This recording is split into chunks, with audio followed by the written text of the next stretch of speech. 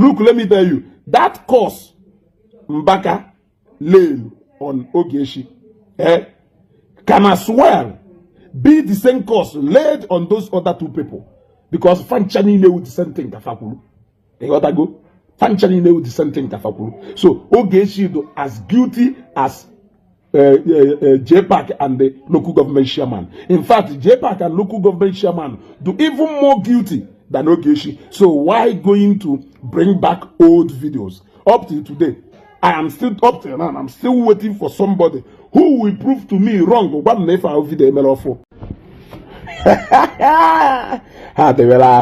Na propaganda habubuta ya fly. It can never fly. Oh, see no new video call. I am still waiting for the evidence. Sometimes I won't even the matter to where daily radio. Do not allow personal enemy mother to happen show into believing what you know that is not true. Ogechi for once has never denied saying that thing done at that video. The problem, however, is that now that video upload video for no video share. Now, what is the intention of people who just boganite video? Let me tell you why these people when sense. Habido secret wekwa ife Ogechi kwuru maka Fada Mbaka. Why na ha kwuru the worst one? In fact, about Jpac Ogechi kwuru na Mbaka kwuru nde dibia for ugwo. Jpac kwuru no 8 ka kwuru ugwo. They said worse than what Ogechi said. So on a common sense na the moment they have bidoli share nke Ogechi kwuru na ye bidokwa share kwa nke ha kwuru nde enwero sense. Ogechi has proven to be the odudu belo no namu. Ogechi has proven to be the agbala in the content creators. Ogechi has proven to be onyeringogba in the content creators. Ono na agbagari ka coward na asho nde ya nuru no go now ono try go nde newi felu ono try ya nwa ono feel ono chok ono go lie nwa felu ono choba nde adoration kono je nweta nde adorers na Enugu kono ma na nde adorers. You cannot say that. The excuse how woputaro na Mbaka afọ hoye since no keta akofure. How can he not see it since when the issue and the matter was so controversial at that time that he even started replying a lot of videos Mbaka made them on Facebook, including this one. Including this one. Now they went and digged it up. Now, unlike Ife, very dark man, or one on I'm only for them mother obulo. Only if I'm about investigative journalism. If the person, blogger, giving that news cannot verify that news before giving you that news, verify it yourself before believing it. It is not too difficult to do so. For example, Ogaho, very dark man who grew na Pastor Jeremiah, everything about spiritual material say donor page. What I expected people to do is to go to Mercy City page. German is yoku only Jereba ekafuno na atoga. So Oga na video for emenu na adoration ground Enugu. Ike eje na page adoration ministry Enugu. Ilu eba he man ya for that video. Only ilu eba he for that video. Kelebe that video to see. You gotta go ask yourself questions. People should not take us away from what is happening. Let Jpac and his people go and face their fears. You cannot run away from your shadow. You cannot run away from your shadow. It should recruit the whole content creators same way. Man, they do shameless in imeha. On a bishia. In a kweziyoku keta. Only when you are going to Ziyoku. We don't know how the spirit of saga na control. We don't know how wickedness and your constant hatred to Ogechi for being guilty of the same thing Jpac is guilty of.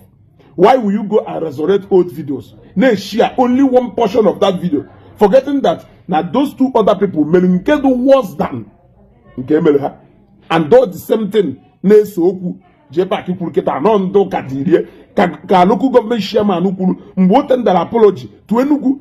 Now go and watch that video.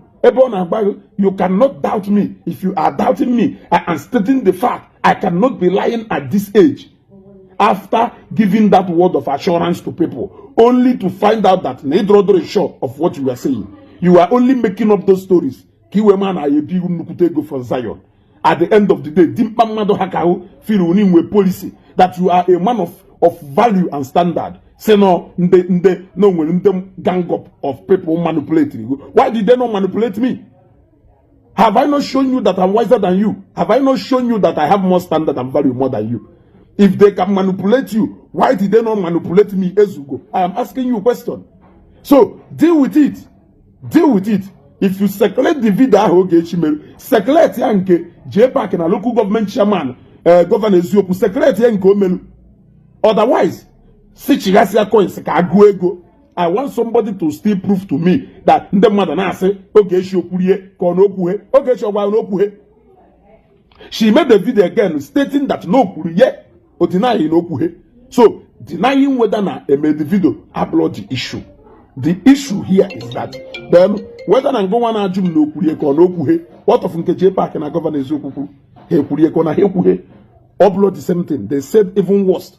So the issue is that video upload video for, and I have proven all of you wrong. If you want to prove me right, go and show me a video with the Ifedima adoration Enugu stating the time and date. Ejuwe made that video. Yemengwe. Nche go sing video back because I am not Zion Keta. If 49 minutes ago, if go and show me that video. You cannot show me that video. Your people cannot distract us. Trying to why are you people running away from confronting Ogechi? Open believe in Ogechi defeat go no. You people should shut down. Machine on unu kudewe go kudewe. Ona agbagarizi na aja achomde ya no lo no go kan na agwo no. Owuni filu no go anema na ya no nwe. Officially surrender.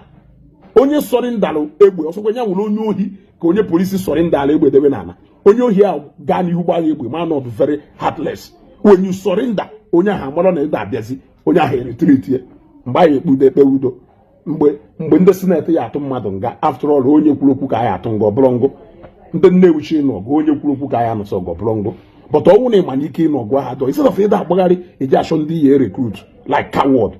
Why can't you just accept defeat na kpolo onwe you onye go na eme ife amara na accept go defeat o gawala onwe. Mana ogwo no ka na ekugari na agbagari. We will not allow you. We will not allow you that video a mega spy. You got to go. Mano no sure ka ikwuo make. I discuss both your videos and that of Ogechi. How can you be accusing somebody in a crime that you are also as guilty as, if not more guilty than? That this is not those days only play with our mind in the modern internet at well. You into solo and happy mind in the mother poppy. Keta and we go to new sheriffs and town.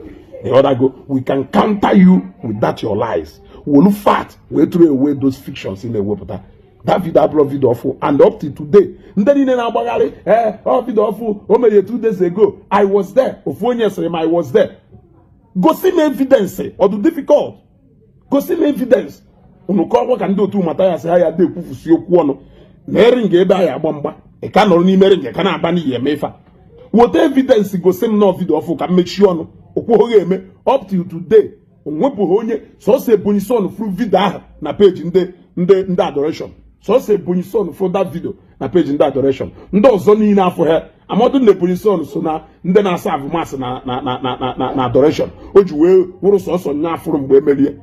Ono na agwa elu ndị ọzọ niile afọ ha ndị niile na-ekele mụ na ha furu video awo ndị enemy Ogechi ndị enemy Ogechi.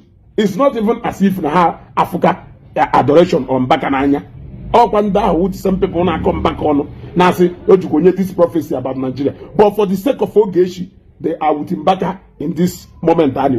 They gotta go. This video is not about Mbaka. This video is about Ogech and Jpac, and nobody is going to take us away from that reality. Let him face it. Let him surrender. Okari hotua akambo. Manu no woke ezugo. Buefi triple shift. Okari hotua.